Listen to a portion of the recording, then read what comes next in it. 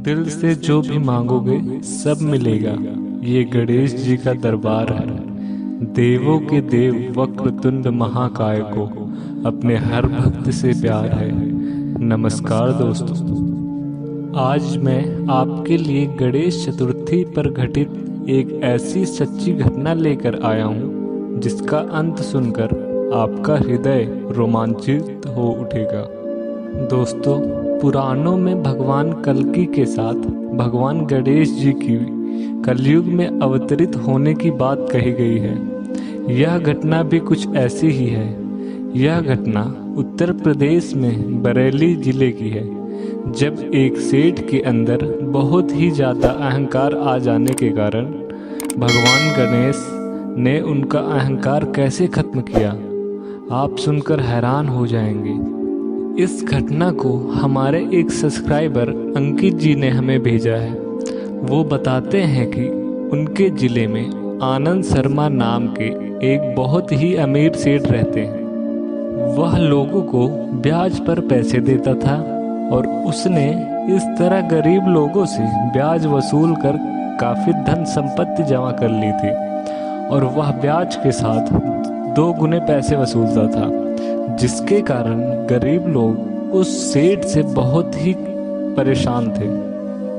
वैसे वह भगवान को खुश करने के लिए काफ़ी पूजा यज्ञ आदि करता था कि भगवान उस पर अपनी कृपा दृष्टि बनाए रखें, पर दूसरी तरफ से वह गरीब लोगों की खून चूसता था और धीरे धीरे इतना अमीर हो गया कि उसे अपने दौलत पर काफ़ी अभिमान हो गया था और भगवान उसकी इन करतूतों को देख रहे थे। गणेश चतुर्थी का दिन था। वह सेठ अपने घर पर एक पूजा रखवाई और गांव के लोगों को आमंत्रित किया कि आप सभी मेरे घर में भोजन ग्रहण करने आए।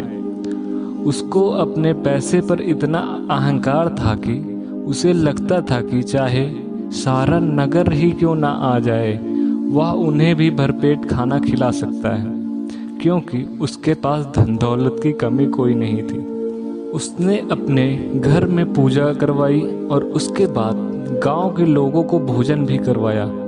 आखिर में एक छोटा सा बच्चा उसके घर में भोजन के लिए आया।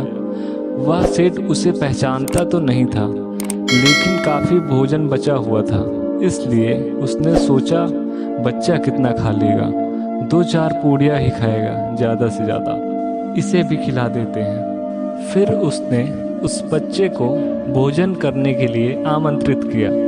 उसके लिए थाली लगाई गई, पूड़ी सब्जी और कुछ मिठाइयाँ, और उस बच्चे को दे दिया गया। लेकिन उस बच्चे ने पलक झपकते ही सारा भोजन एक बार में ही खत्म कर दिया। सेठ ने सोचा शायद बच्चा बहुत भूखा है, इसलिए उसे और भोजन दिया।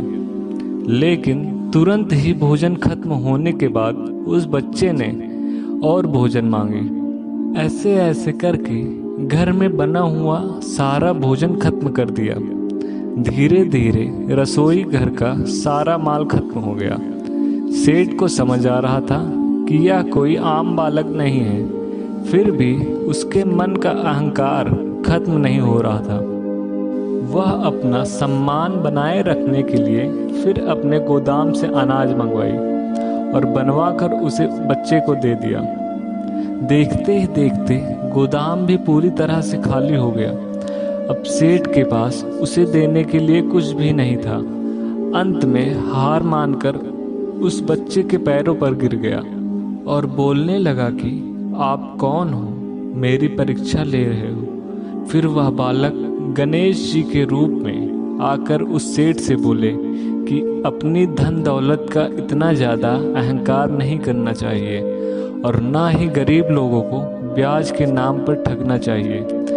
हमें अपने साथ रहने वाले के हित के बारे में सोचना चाहिए।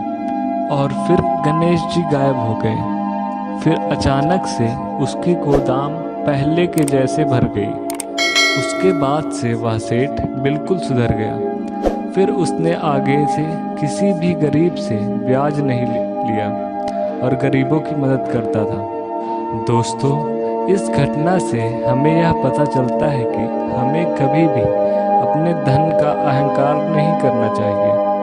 अगर वीडियो पसंद आए तो वीडियो को लाइक ज़रूर करें और शेयर करना ना भूलें। जय गणपति जी महाराज।